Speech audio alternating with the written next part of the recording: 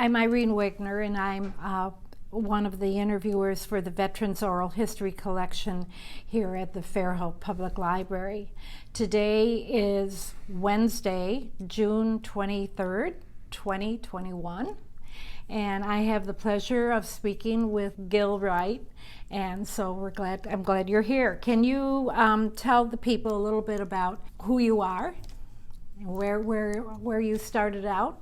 Well, I had a long career in the military, or around the military, because my father was Air Force, and we expected me to be a jet pilot for the Air Force. Aha, is that how you got involved? Yes, and I was about 2 years into college, and that wasn't going very well. And so then? So that meant the draft, and so I decided to enlist, and you could go into helicopters without having a college degree and be a warrant officer. Ah, okay. So I stayed there for 37 years. Wow. So I had 10 years active, 15 in the reserves and National Guard, and then back on active duty for what I thought was a 5-year tour. It ended up 10. Where was that? So that was in Washington, D.C. At the National Guard headquarters. Wonderful. Okay, Yeah. What did you do? Well, by then I had become an instructor pilot, and I had gone up to Pennsylvania. Indiantown Gap is a National Guard area where they transition pilots into National Guard airplanes, which are slightly different from active duty.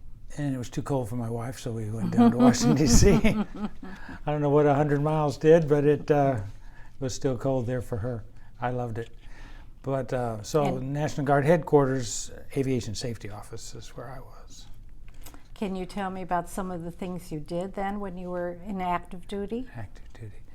So straight into basic training, into flight school, and then right off to Vietnam, flying resupply in the Huey, UH-1.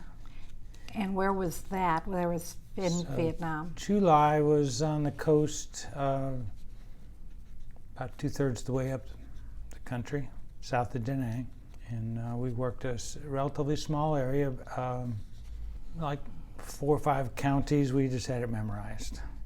And there was a large mountain in the middle, so you always knew where you were, basically, because you'd reference off that in your peripheral vision.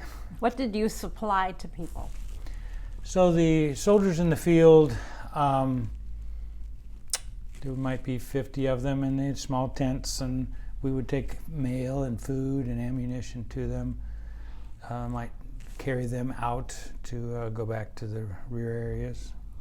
And fortunately, I got to live in the rear area, so that was each night would be in a safe spot. Describe that. It's a safe spot.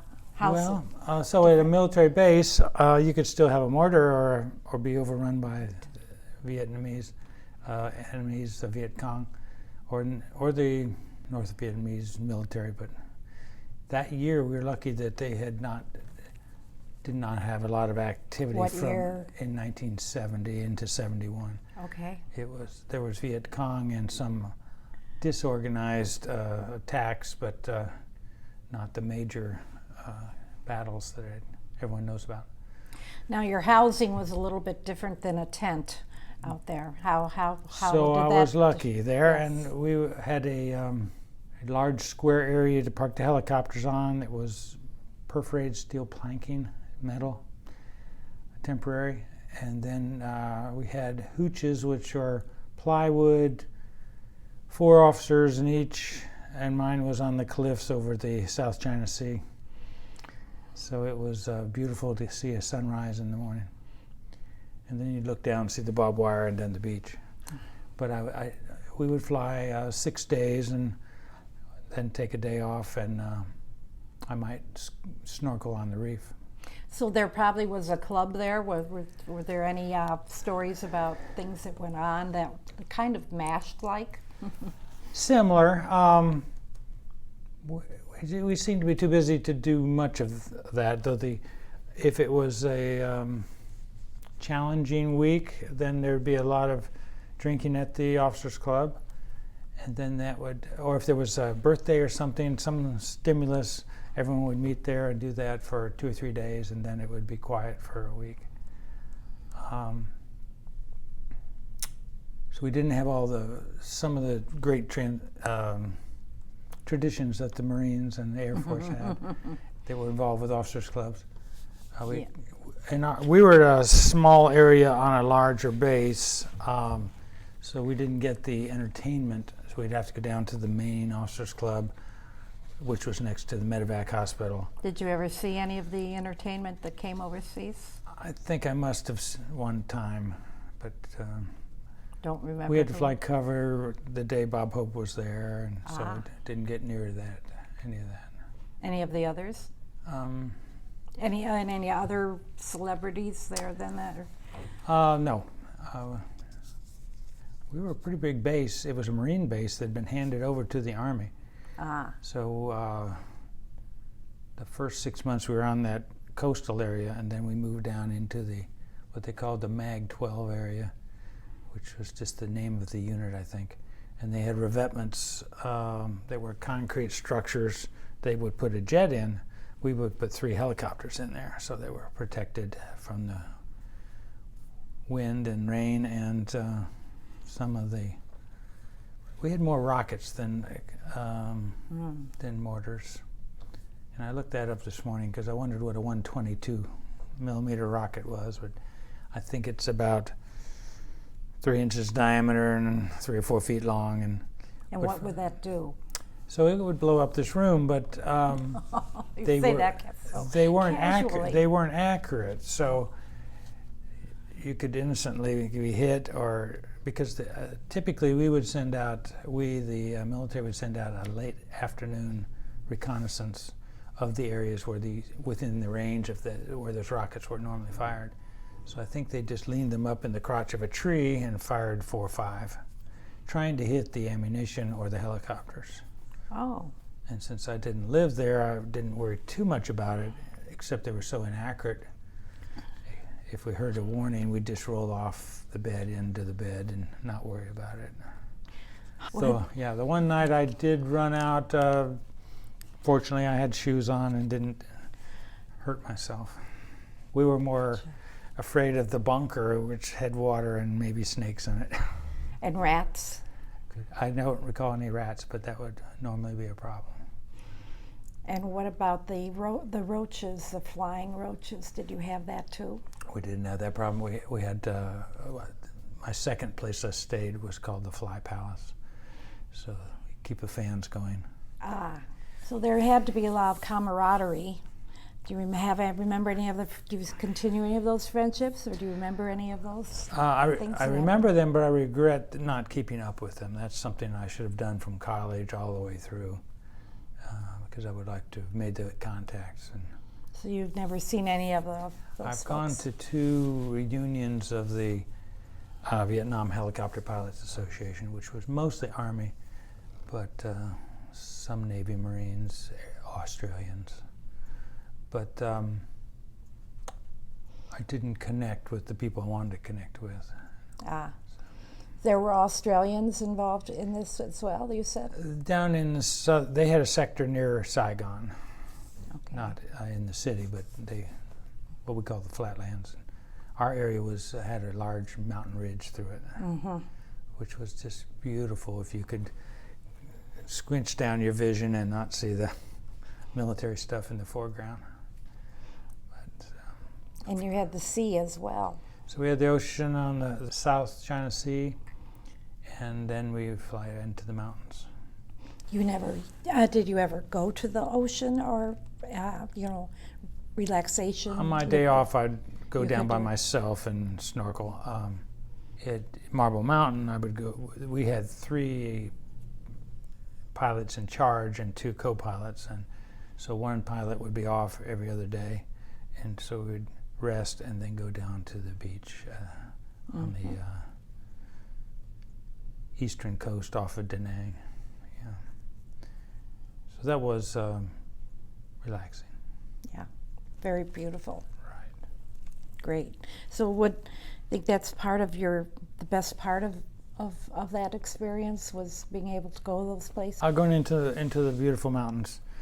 You know, having survived it with no traumas, it's all fun. And for those people who had a different experience, then it might be a bad thing. But typically the pilots didn't get face to face, though they might be shooting at people and get shot at. The pilots were flying and the gunners did the shooting. Right, yeah. Now I understand that when you were in the helicopter that you took your helmet and sat on it. No, we didn't. I've heard those sort of things. Now the crew in the back, but they had what we called a chicken plate, was a ceramic plate, still worn today, very heavy, unpleasant. And it was hot there too. Right. So the heat was a major problem. But the gunner might take the back plate off and sit on it, because in a Huey there's no armor. There is a plate that's about a foot by a foot on the outer side, and the seat was armored. So we would fly down low and just look over the top. Where in the Blackhawks, the whole seat and armor rises with you, so you don't have to do that. The Blackhawk design is more modern and was built for combat, where the Huey was we consider off the shelf. Very effective, and I respect and enjoyed flying a Huey. Huey, was that an older model then that was used in like a Korea or something like that? Is that No, the design came after Korea. They were worn out by the time I got there, even though they were only 2 years old. Okay. But it was a 50s design, flown in the late 60s. The early 70s, the Black Hawk was designed. It didn't make it out there until the 80s. I flew Black Hawks until 2003. And since then, they've upgraded the cockpits with glass cockpits, which means computers. So you did combat and you've done national. Can you tell me the differences that you feel about them? Well, all the National Guard and training wasn't scary, other than being in a helicopter, which pilots normally didn't think about that. It was the same every time, and we loved being forced to fly down as low as we could. So that was like a skateboard through town, exhilarating event. So in Vietnam, we did the same thing. So if we wanted to be down low and fast, plus it was good tactically, because they could hear the whop whop coming, but it was hard to tell what direction it was coming from sometimes, most of the time. So if we got down low, but if you got down too low, you'd hit a tree and crash. So you had to find your sweet spot there. And wires would always be a problem. So if we dipped down into a pasture, then we might run through some wires. So we normally stayed above the highest tree, unless we knew it was dangerous. They didn't have high power lines like we have here. So that's the major threat here. And if I did not go to Afghanistan, or Iraq, but the IEDs getting to and from the flight line would have been the most dangerous part of the day, I think. And yes, they have rockets and big guns and everything, but for some reason when you're in a helicopter, you know what you've got to do, and that's what you think about. How to get there, how to avoid. Vietnam, for me, was not sophisticated as far as briefings. Where's the bad guys? We didn't know where they were. We just went, and we got in close. We'd call the infantry on the radio, and if they were whispering, then we would be cautious. My unit normally brought in resupply with one aircraft, so it wasn't actively in combat. Okay. But there might be snipers or some activity going on, and they would tell us where that was, and we would come from the other direction and come screaming in and let it down and get back out and go out the way we came. How long did that take to go in and come out? Well, I'll say that the fuel in military helicopters is usually about 2.5 hours. So you can't go too far, just far enough to get out there. So that's 100 miles out, 100 back. Interesting. Sometimes you could get fuel in small camps, but and we did that all day long. In fact, we never were shut down for 4 or 5 hours. We called hot refueling. So you would go to idle, crew chief would pump the fuel in.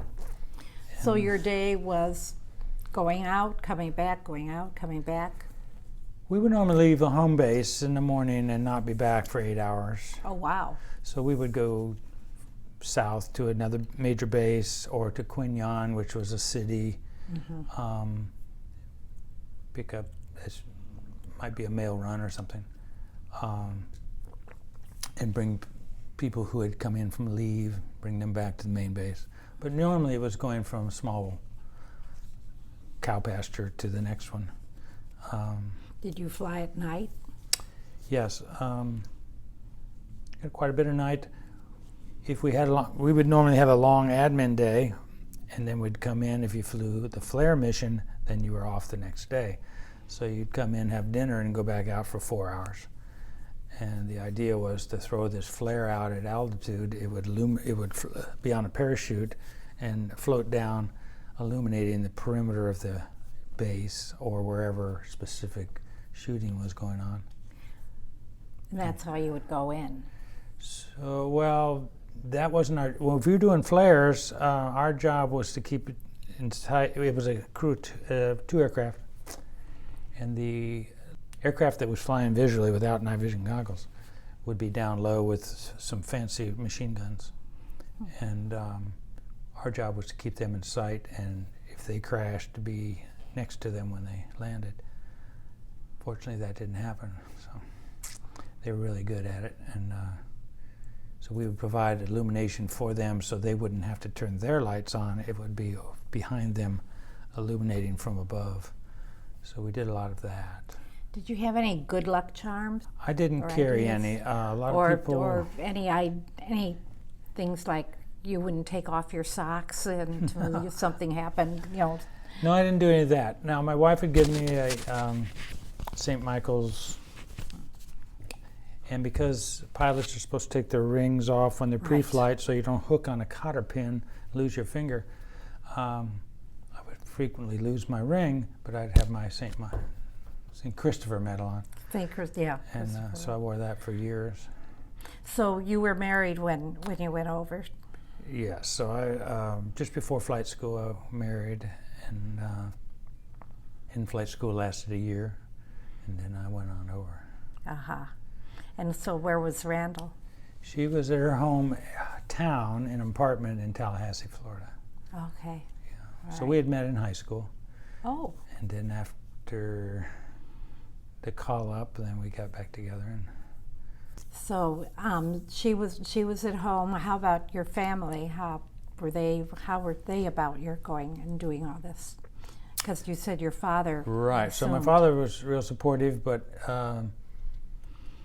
knew there was a danger out there, and didn't discuss that, though he would give me tips and statistics, and my mother said, don't volunteer for anything, and don't tell them you're a type, that you can type, which was smart. But you still volunteered for things. Like I said, we fly 6 days and have a day off. Well, you'd go and fly an observation helicopter or a Cobra attack helicopter or something, because it was fun. And because you were new to it, they wouldn't put you on a really intense flight, usually an escort mission or something. But you got to fly something different. So you had some good officers that were good to new recruits? We had, we didn't have enough officers, so warrant officers filled those positions. We had a major.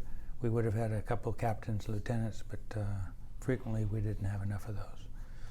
So I just got used to the warrant officers being part of the leadership. Even though we didn't think of ourselves as real live officers, we were responsible for our crew on that mission.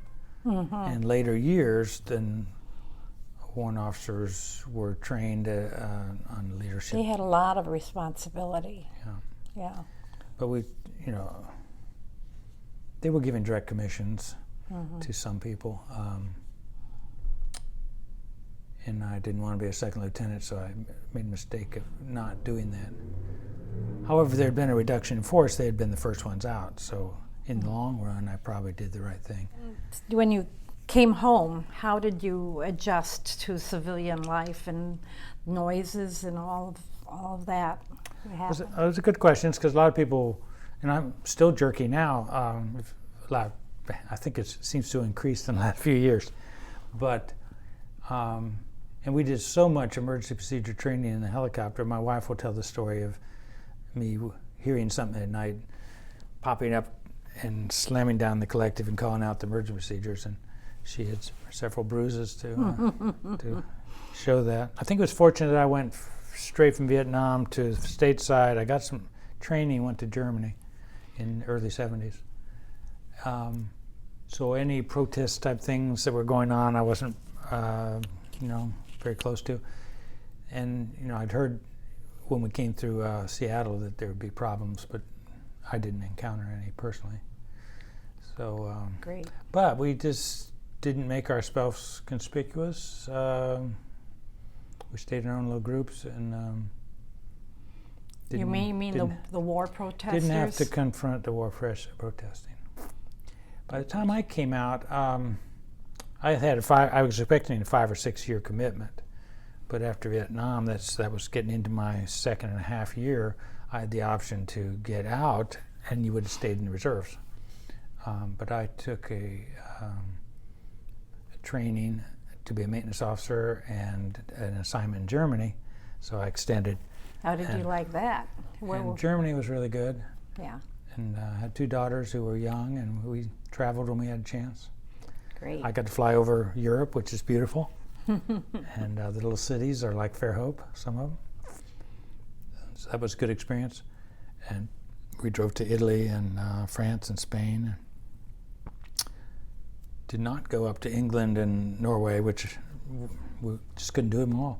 Yeah. So I went back I was on a temporary duty in 1996 to Germany with some helicopter training, and I took a leave and went to London and up to Scotland and saw relatives. Wonderful. So that was great. I thought it was kind of representing my father, who was no longer able to travel. Saw his aunts and cousins. And so you have relatives, that's wonderful. Yeah. Very fortunate, yeah. Wow. So, military experiences, how do you reflect on those how they affect you and kind of shape now that you're out? Well, I didn't have the traumas that a lot of people talk about. That's good. Maybe it was my personality that from my father, and he was an engineer, therefore kind of organized. And I became that way. I'm not sure if it was the military or if I was already that way. But since I survived all that, it was good. And but I'm more structured. I'm always watching the weather, which I enjoy, challenging my forecast over the weatherman on TV, who's almost always wrong. But they're also generalized. When they talk about the weather, they're talking about Mobile. So when, there's a storm coming right now and it's in Two Leg, and I don't know where that is. But as you get more familiar with South Alabama, you know the flow and all that. So I'm constantly watching the weather. And I always back plan. I'm never late. If I have to go to Mobile, I don't want to get caught in the tunnel. I'll leave early and find something to do for 30 minutes when I get there. So that's part of my structures. As a result of having been in the, right. Do you go to any? Do you go to the veterans? Do you go to any of those organizations? Or? I haven't done the veterans, but I have done the Military Officers Association, which meets socially pretty regular. But in the last 2 or 3 years, I've been involved with Civil Air Patrol, which is an auxiliary of the Air Force, and we fly Cessnas. And so that takes my time, and I frequently miss those other meetings. I see here you have a number of decorations and all. Can you tell me about all those? How'd you get the Bronze Star? Well, Bronze Star is sometimes for specific actions, and sometimes it's a general. We were in a combat zone, went out every day, and flew out there in an area for which we didn't know what we would encounter. The air medal is a lower medal, but one I'm more proud of, just flying 800 hours every day, 8 hours, 5 or 6 days a week. Wow. And most of the warrant officers, we felt it was very important to cover the other soldiers and get the food to them, or get them out, or get them ammunition. So you're proud of that. Do you have anything you'd like to share for future generations to think about the military, how they should think about it? Well, as I encounter the young people, they're high school and college, and some of them just think they're going to be going to the academy and going to the Air Force, and I have to think that, well, most are not going to the academy. You have to be really, really sharp, and so I might try to guide them what they need to do 3-4 years prior to get their grades, their athletics, and networking, and to have a backup plan with a junior college if that doesn't work. But that's where the warrant officer program is good, because it's called high school to flight school. They prefer you to have 2 years of college, but when they need a whole bunch of pilots, they take a high school. And in 1969, we had 100 cadets going through every 2 weeks. Oh, wow. That's a lot of people, and there were 100 officers lieutenants going too. We didn't have a lot of contact with them, just crossing in the flight line. Now sometimes they intermingle the classes, but usually not. At that time, a warrant officer candidate didn't make his rank until the end of flight school. Mm-hmm. Now you finish an initial training, and you're a warrant officer 1 through the flight school. So you're actually an officer. If you didn't finish flight school, you went back to what your previous rank was. It might be sergeant. In my case, it had been private. But and probably infantry. So that was a real motivator. Yes. To stick with the program. There was nobody saying, "Is this testable?" It was, "Yes, I'll work on that." So I think the flight school was it was very challenging, and I wasn't ready for it, and so I struggled along through it. So what message would you leave for these future people? Well, try to go to college and get in the Air Force, but if you have to, flying's a good thing. Great. So, but how to prepare for it? You have to be in physical condition of some type, and the more education you can get, the better. Okay. Well, thank you, Gil. It's wonderful to have your interview here, and I hope people will be able to enjoy it as much as I have. Thank you. Appreciate it. Thank you so much.